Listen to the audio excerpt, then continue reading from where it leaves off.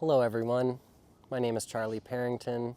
We're here today at Red Butte Garden and Arboretum, and I've been asked to talk to you about watering your tree less. And the thing I want to share with you is that it's absolutely possible to water your tree less while still maintaining the maximal health or vitality with your tree.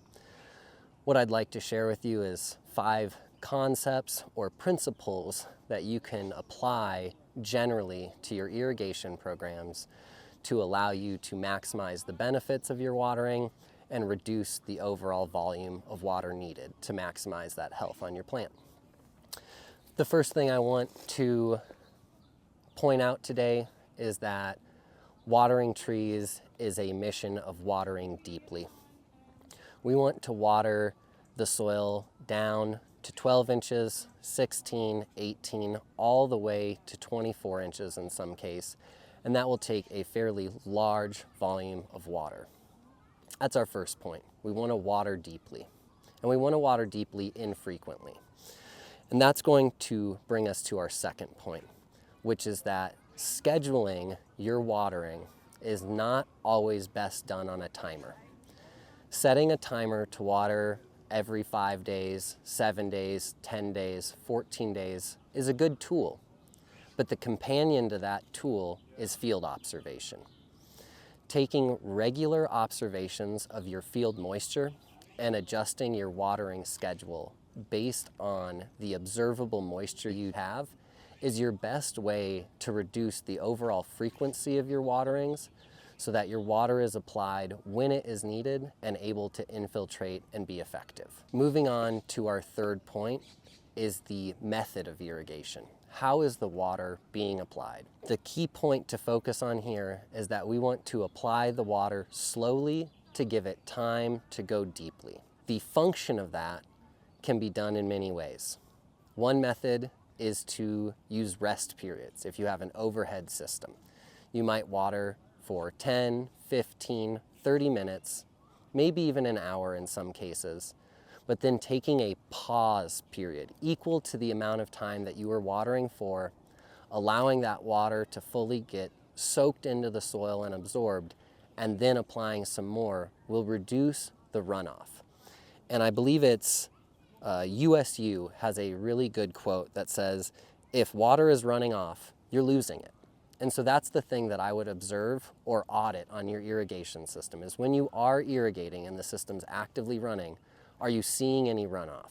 If you're seeing runoff, that's water you're losing, and that's the water that you can save. Releasing water more slowly, whether that's through rest periods or using some drip systems or soaker hose or a hybrid system, are all tools at your disposal to slow the release of that water and allow it to infiltrate deeply. Our fourth point or concept is the timing of that application of water. Timing your irrigation to run not at the peak heat of the day is a great way to reduce the amount of evaporative water that you lose from your cycle. So think about watering early in the morning, or even kind of late in the night as morning is about to begin. You can also water in the evening, but there are different factors to consider with disease issues when you're applying water at the end of the day and it's going to be cool for an extended period of time. That does work. You just want to consider your specific context. But the thing to remember here is that applying your water at a cooler time of day so you're not losing as much to evaporation. Finally, our closing concept is mulch. Mulch is our lowest hanging fruit and our easiest way to keep the water we use in the soil so that the tree can use it. The thing I want to share with you today is that the depths of mulch you use are based on the type of mulch you use. For organic mulches, a depth of 3 to 4 inches is generally recommended, and for inorganic mulches, a depth of 2 to 3 inches is generally recommended.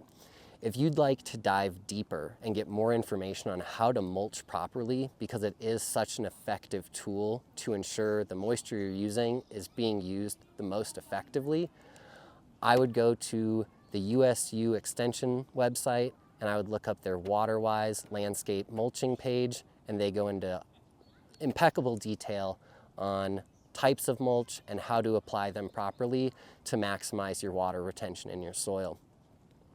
In closing up, I want to say that yes, you can water your tree less and you can maximize tree health while doing it. Thank you so much for taking the time to listen to this, and I hope that we can grow the best trees possible here in Salt Lake City. Thank you.